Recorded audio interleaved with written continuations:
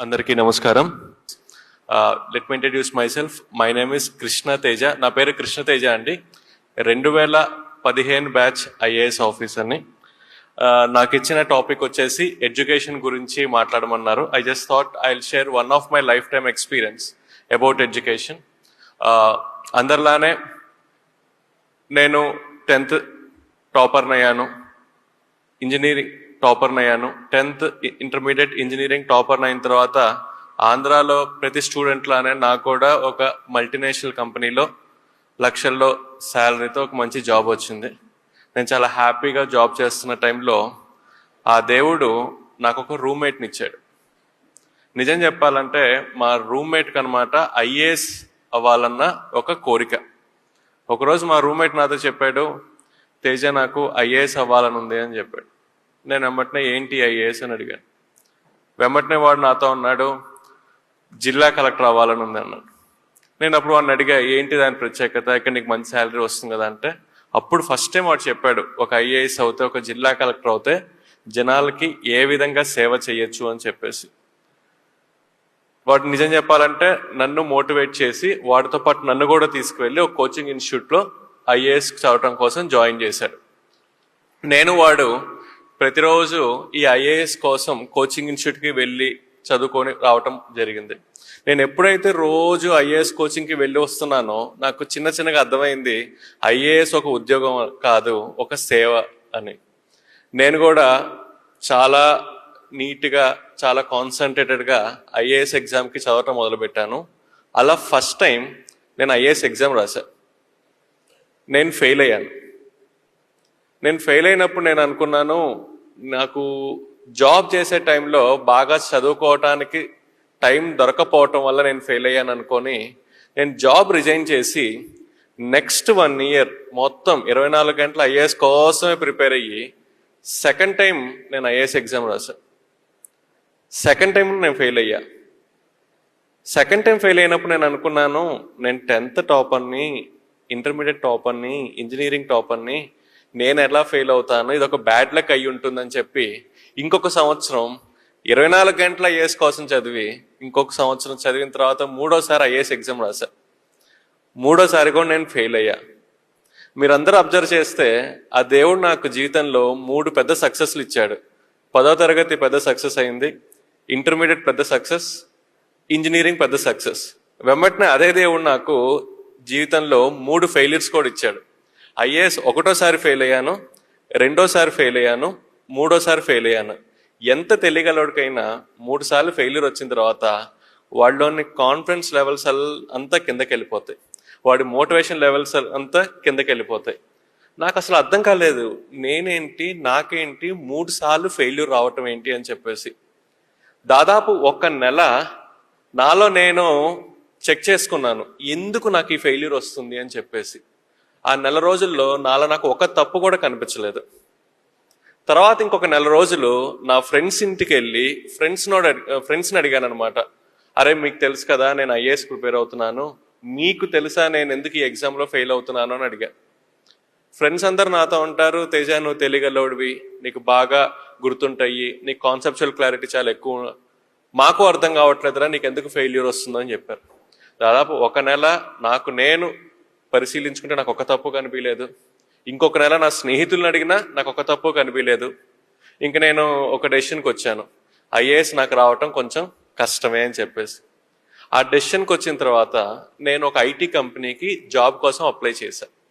నాకున్న యూనివర్సిటీ క్రెడెన్షియల్స్కి నాకు వెంబటనే ఐటీ కంపెనీలో మంచి జాబ్ కూడా వచ్చింది.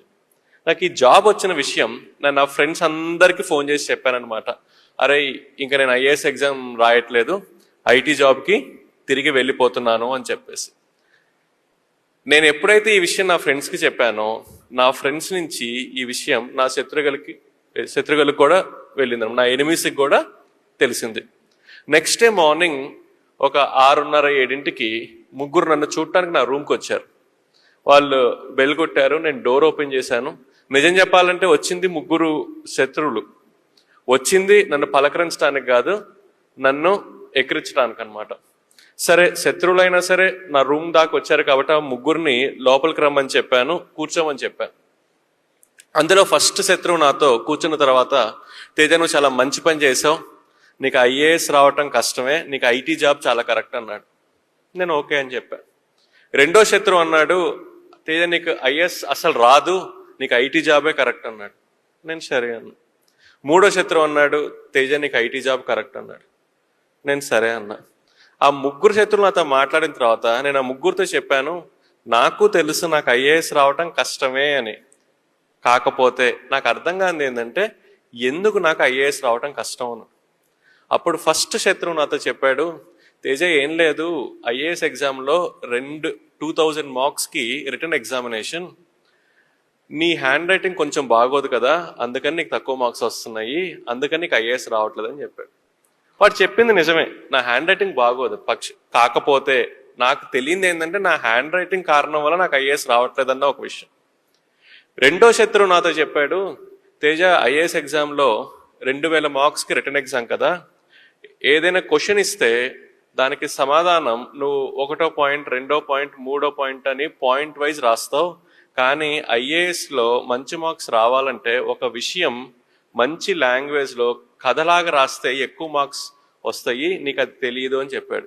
వాడు చెప్పింది కరెక్టే. నేను ఇంజనీరింగ్ స్టూడెంట్ని, ఏదైనా క్వశ్చన్ ఇస్తే 1వ పాయింట్ 2వ పాయింట్ 3వ పాయింట్ ఎట్లా రాయాలో నాకు తెలుసు, కానీ ఒక విషయం మంచి భాషలో ఒక ఆర్ట్స్ స్టూడెంట్ రాసే విధంగా రాయటం నేను ఎప్పుడు నేర్చుకోలేదు, నాకు తెలియదు.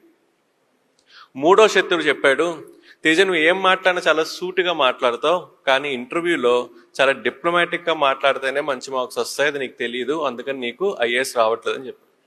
అట్లా 3 శత్రువులు నాకు 3 కారణాలు చెప్పి వాళ్ళు తిరిగి వెళ్ళిపోయారు.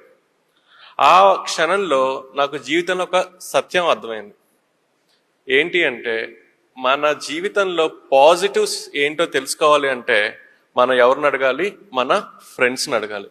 అదే మన జీవితంలో నెగిటివ్స్ ఏంటో తెలుసుకోవాలంటే మనం అడగాల్సింది డైరెక్ట్గా వెళ్ళి మన శత్రువుల్ని. కారణం ఏంటి? మన శత్రువుల యొక్క పనేంటి? 24 గంటలు మనల్ని అబ్జర్వ్ చేస్తూ మనలో ఉన్న నెగిటివ్స్ ఐడెంటిఫై చేయటం మన శత్రువుడు పని. సో మనకన్నా మనలో ఉన్న నెగిటివ్స్ ఎవరికి తొందరగా తెలుస్తాయి? మన శత్రువులకి. నాకు నా శత్రువుల కారణం వల్ల చాలా క్లియర్గా అర్థమైంది నాకు ఐఏఎస్ రాంది 3 కారణాలు. హ్యాండ్ రైటింగ్, నేను సమాధానం ఎలా రాస్తున్నాను అనే విషయం మీద, నేను మాట్లాడే విషయం మీద. వెంబటనే నేను మా నాన్నగారికి ఫోన్ చేశాను, నాన్నగారు నాకు ఇంకొక సంవత్సరం కూడా కావాలి, నేను ఇంకోసారి కూడా ఐఏఎస్ రాద్దామని. వెంబటనే మా నాన్నగారు తిట్టారనమాట, ఇంకేంటి 3 సార్లు నువ్వు ఫెయిల్ అయ్యావు, ఇంకా నువ్వు రిస్క్ తీసుకోవద్దు, వెళ్ళి జాబ్లో జాయిన్ అవ్వు అని చెప్పి. తర్వాత మా అమ్మకి ఫోన్ చేశా, మా అమ్మ కూడా తిట్టింది. అప్పుడు నేను మా అక్కకి చేసి మా అక్కని అడిగా, అక్క అమ్మని నాన్నకి కన్విన్స్ చేసి నాకు 1 సంవత్సరం ఇప్పించు, దాని తర్వాత మీరేం చెప్తే అది చేస్తా అని చెప్పా. మా అక్క మా అమ్మ మా నాన్నని కన్విన్స్ చేసి నాకు 1 సంవత్సరం నాకు ఇప్పించింది. అట్లా నా చేతికి 1 సంవత్సరం టైం వచ్చింది. 3 కారణాలు వచ్చాయి. ఫస్ట్ కారణం హ్యాండ్ రైటింగ్. నేను హ్యాండ్ రైటింగ్ కోసం వెతుకుతున్న సమయంలో ఒక రోడ్డు మీద ఒక ఇంటి ముందు ఒక బోర్డు ఉంది, ఇక్కడ హ్యాండ్ రైటింగ్ నేర్పబడును అని చెప్పి. నేను బండి తీసుకెళ్ళి అక్కడ ఆఫ్ చేసి బెల్ కొట్టాను. ఒక టీచర్ బయటకు వచ్చింది. నేను ఆ టీచర్ని అడిగాను, టీచర్ నాకు హ్యాండ్ రైటింగ్ నేర్పిస్తారా అని అడిగాను. వెంబటి నా టీచర్ అంది, ఇబ్బంది లేదండి, మీ అబ్బాయినో అమ్మాయినో తీసుకురండి, నేను నేర్పిస్తానంది. సో నేను అన్నాను, మా అబ్బాయికో అమ్మాయికో కాదండి, నాకు హ్యాండ్ రైటింగ్ నేర్చుకునే ఆమె షాక్ అయింది. ఇదేంటి 6 అడుగులుండి 25 వయసు ఉండి ఒకడు వచ్చి నేను హ్యాండ్ రైటింగ్ నేర్పించమంటున్నాడు అని చెప్పి. నేను ఆ టీచర్కి అర్థమయ్యే విధంగా చెప్పా, టీచర్ నేను ఇట్లా ఐఏఎస్ అవుదాం అనుకుంటున్నాను, నా హ్యాండ్ రైటింగ్ కొంచెం బాగోదు, so I want to improve my hand writing అని. ఆమె నాకు 1 నెల రోజులు హ్యాండ్ రైటింగ్ నేర్పించింది. తర్వాత సంవత్సరం ప్రతిరోజు 2 గంటలు నేను హ్యాండ్ రైటింగ్ మాత్రమే ప్రాక్టీస్ చేశాను. ఈ రోజు నేను నా ఆఫీస్లో నేను ఏమైనా ఫైల్ మీద రాస్తే మా క్లర్క్ కానీ నాతో పనిచేసే వాళ్ళు కానీ అడుగుతారు, సార్ ఇది ప్రింట్అవుటా హ్యాండ్ రైటింగ్ అని చెప్పి. ఆ విధంగా నేను నా హ్యాండ్ రైటింగ్ని మార్చుకున్నాను. రెండోది, ఒక సమాధానం ఒక ఆన్సర్ ఎలా రాయాలనే విషయం. ఆల్రెడీ ఐఏఎస్ వచ్చిన ఒక మేడం ఉంది, బాలలత మేడం అని చెప్పేసి. నేను ఆ మేడం ఇంటికి వెళ్ళి, మేడం నాకు ఒక క్వశ్చన్కి ఆన్సర్ ఎలా రాయాలో గైడ్ చేస్తారా అని అడిగాను. మేడం రేపు రా అంది. నేను రేపు వెళ్ళి మేడంని కలిసా. మళ్ళీ రేపు రా అంది. మళ్ళీ నెక్స్ట్ డే వెళ్ళి మేడంని కలిసా. అట్లా 1 వీక్ మేడం నెక్స్ట్ డే అంది. నేను మేడం చెప్పిన స్థలంలో మేడం చెప్పిన సమయానికి వెళ్ళి మేడంని కలిసా. 7వ రోజు మేడం చెప్పింది, కృష్ణ నాకు అర్థమైంది నువ్వు ఒక కమిటెడ్ స్టూడెంట్ అని, నేను ఒక పని చెప్తా, నేను నీకు 365 ఎగ్జామ్స్ పెడతాను, ప్రతి ఎగ్జామ్ 3 గంటలు, ప్రతి ఎగ్జామ్ ఎర్లీ మార్నింగ్ 4 మా ఇంటికి వచ్చి రాయాలి. నువ్వు 4 వచ్చి 7 దాకా రాయాలి. ఏదైనా కారణం వల్ల నువ్వు ఒక ఎగ్జామ్ రాయకపోయినా, ఒక ఎగ్జామ్ లేట్గా రాసినా అది నీ లాస్ట్ ఎగ్జామ్ అవుతుందని. సో నేను మేడం చెప్పిన విధంగా 1 సంవత్సరం ప్రతిరోజు మేడం ఇంటికి 4 వెళ్ళి 3 గంటల ఎగ్జామ్ 365 రోజులు రాశాను. నేను 365 రోజులు ఎప్పుడైతే ఎగ్జామ్ రాశానో ఆటోమేటిక్గా ఒక సమాధానం మంచి భాషలో కథలాగా ఎలా రాయాలో నాకు అర్థమైపోయింది. అదేవిధంగా నా మాట తీరు మార్చుకోవటం కోసం ఆల్రెడీ ఐఏఎస్ చదువుతున్న పిల్లలకి నేను కోచింగ్ ఇవ్వటం మొదలుపెట్టాను కోచింగ్ ఇన్స్టిట్యూట్లో. నేను ఎప్పుడైతే పిల్లలకి టీచర్గా అయ్యి కోచింగ్ ఇవ్వటం మొదలు పెట్టానో నాకు వెంబటిన అర్థమైంది ఒక విషయం, ఎదురు వ్యక్తికి బాగా అర్థమయ్యే విధంగా ఎలా మాట్లాడాలను. అట్లా 1 సంవత్సరంలో నేను ఈ 3 కారణాలని ఓవర్కమ్ చేసి 4వసారి ఐఏఎస్ కోసం ప్రిలిమ్స్ ఎగ్జామ్ రాశాను, క్లియర్ చేశాను. మెయిన్స్ ఎగ్జామ్ రాశాను, క్లియర్ చేశాను. అండ్ ఇంటర్వ్యూలో పార్టిసిపేట్ చేశాను, క్లియర్ చేశాను. I got all India 66 rank. So దాని తర్వాత I got Kerala cadre. So first 9 years I have to work in Kerala. అలా నేను అలపిలో 2 years సబ్ కలెక్టర్గా పనిచేశాను. తర్వాత 4 years కేరళ టూరిజం డైరెక్టర్గా. I was the youngest director general of Kerala tourism and the longest surviving director general of Kerala tourism for 4 years. దాని తర్వాత I worked in Alleppey. So మీ అందరికీ తెలుసు ఐఏఎస్ జీవితంలోనే చాలా ఇంపార్టెంట్ అయిన పోస్ట్ జిల్లా కలెక్టర్ అన్న పోస్ట్. నేను 2015లో ఐఏఎస్ అయినప్పటి నుంచి నేను బాగా ఎదురు చూస్తున్న ఒక నిమిషం, నేను ఎప్పుడు జిల్లా కలెక్టర్ అవుతాను అని చెప్పేసి. అట్లా 2015 నుంచి నేను ఎదురు చూస్తుంటే 2022 ఆగస్టు 2వ తారీఖు నాకు ఈవినింగ్ 7:30కి ఒక ఫోన్ వచ్చింది, రేపు పొద్దున వెళ్ళి అలపిలో జిల్లా కలెక్టర్గా ఛార్జ్ తీసుకో అని చెప్పేసి. అట్లా ఆగస్టు 3వ తారీఖు 2022 నేను ఆలప్పుడాలో జిల్లా కలెక్టర్గా ఛార్జ్ తీసుకున్నాను. జిల్లా కలెక్టర్గా ఛార్జ్ తీసుకున్న తర్వాత నేను బాగా ఈగర్గా వెయిట్ చేస్తున్న ఒక క్షణం, నేను జిల్లా కలెక్టర్ అన్న పోస్ట్లో సైన్ చేయబోతున్న ఫస్ట్ ఫైల్ ఏదై ఉండొచ్చు అని చెప్పేసి. అట్లా బాగా ఈగర్గా వెయిట్ చేస్తున్నప్పుడు ఒక క్లర్క్ ఒక ఫైల్ పట్టుకుని ఒక క్యాబిన్లోకి వచ్చింది. నేను క్లర్క్ని అడిగాను ఏంటి ఆ ఫైల్ అని చెప్పేసి. అప్పుడు ఆ క్లర్క్ చెప్పింది, సార్ వర్షాలు పడుతున్నాయి కదా, రేపు పిల్లలకి హాలిడే ఇచ్చే ఫైల్ సార్ అంది. సో నా జీవితంలో జిల్లా కలెక్టర్గా నేను సైన్ చేసిన ఫస్ట్ ఫైల్ ఏంటయ్యా అంటే పిల్లలకి హాలిడే డిక్లేర్ చేయటం. నార్మల్లీ పిల్లలకి హాలిడే ఇస్తేనే వాళ్ళు భయంకరంగా సంతోషంగా ఫీల్ అవుతారు. అది ఫస్ట్ ఫైల్, ఫస్ట్ సిగ్నేచరే హాలిడే ఇస్తే they were very very happy. So జిల్లా కలెక్టర్ ఫస్ట్ ఫైలే పిల్లలకి హాలిడే డిక్లేర్ చేయటం అనేది ఒక పెద్ద న్యూస్ అయిపోయింది అనమాట. సో అలపిలో ఉన్న పిల్లలందరూ నన్ను చాలా హ్యాపీగా థ్యాంక్ యూ కలెక్టర్ మామయ్య అని చెప్పేసి ఫేస్బుక్లో they started sharing their happiness that I declared a holiday to them. అట్లా ఒక 2 weeks తర్వాత ఒక అమ్మాయి నన్ను చూడటానికి వచ్చింది. నేను నన్ను అడిగాను ఏంటమ్మాయి ఇంటికి వచ్చావు అంటే, అమ్మాయి చెప్పింది అందరూ మిమ్మల్ని కలెక్టర్ మామయ్య అని పిలుస్తున్నారు కదా, సో నేను కూడా ఒక చనువు తీసుకొని మిమ్మల్ని ఒక సహాయం కోసం వచ్చాను అంది. ఏం సహాయం కావాలి అన్నాను. అప్పుడు అమ్మాయి నాతో చెప్పింది, మా నాన్నగారు కోవిడ్ టైంలో చనిపోయారు, నాకు నర్సింగ్ చదువుకోవాలని చెప్పి చాలా కోరిక, కానీ మా అమ్మకి నర్సింగ్ ఫీ పే చేసే స్థితి ఈరోజు ఈ నర్సింగ్కి ఫీ పే చేసే పరిస్థితి ఈరోజు మా ఇంట్లో లేదు అని చెప్పింది అనమాట.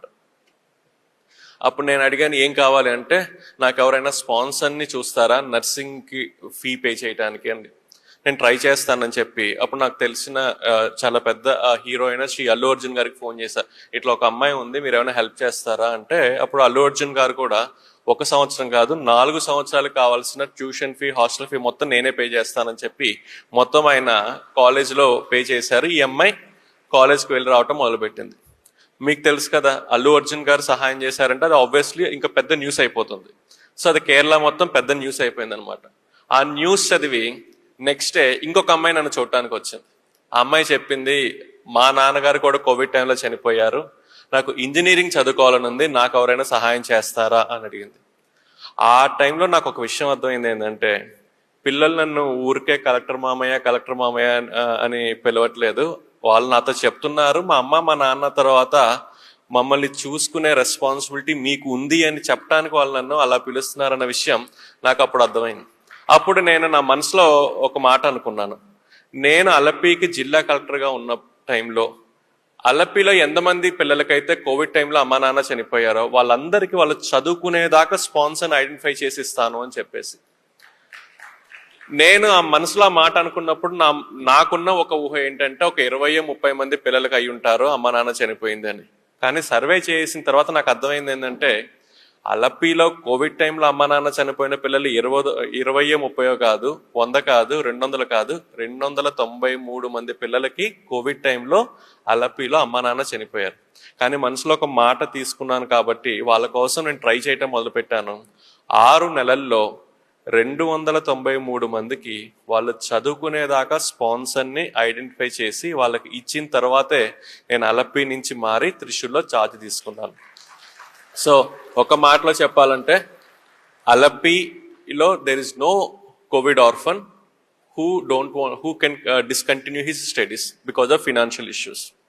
సో అలపి నుంచి నేను త్రిశూర్కి వెళ్ళంగానే అగైన్ పిల్లలందరికీ ఒక ఎక్స్పెక్టేషన్ ఉంటుంది. ఎందుకంటే అలపిలో కోవిడ్ అందరికీ నేను హెల్ప్ చేశాను కాబట్టి త్రిశూర్లో కూడా. సో త్రిశూర్లో 609 పిల్లలు ఉన్నారనమాట. ఈ 609 పిల్లలకి కూడా వాళ్ళు చదువుకునేదాకా సహాయం చేసే స్పాన్సర్ని నేను వాళ్ళకి ఇచ్చేసాను. సో టోటల్ చూసుకుంటే అలపి అండ్ త్రిశూర్ అరౌండ్ 1000 పిల్లలకి మేము హెల్ప్ చేశాం. ఈ విషయం ఇక్కడ దాకా వచ్చి మీ అందరికీ చెప్పే కారణం ఏంటంటే ఈ 1000 మందిలో దాదాపు ఒక 100-150 మంది సహాయం చేసింది మీ రొటేరియన్సే. So I thought I should thank all of you for being part of this journey. నా ఒక జర్నీలో మీరందరూ భాగం అవటం వల్ల I thought I should share and I should personally thank the fraternity of Rotarians for coming forward and support.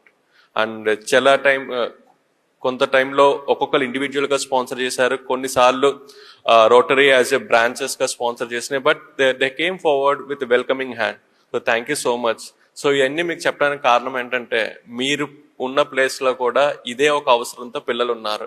అలపిలోనే కాదు పిల్లలకి అమ్మ నాన్న చనిపోయింది, త్రిశూర్లోనే కాదు పిల్లలకి కోవిడ్ టైంలో అమ్మ నాన్న చనిపోయింది. ఈవెన్ విజయవాడలో కూడా నాకు తెలిసి ఇదే ఒక పరిస్థితి ఉంటుంది, గుంటూరులో కూడా ఇదే పరిస్థితి ఉంటుంది, మీరున్న ఏరియాస్ కూడా ఇదే పరిస్థితి ఉంటుంది. So wherever it is possible try to support this children. There are this children, okay, Covid కారణం వల్ల ఇబ్బంది పడుతున్న పిల్లలు ఉన్నారు. So they need your support. Looking forward and thank you so much for giving me this opportunity and hope I made it short and interactive. Thank you so much.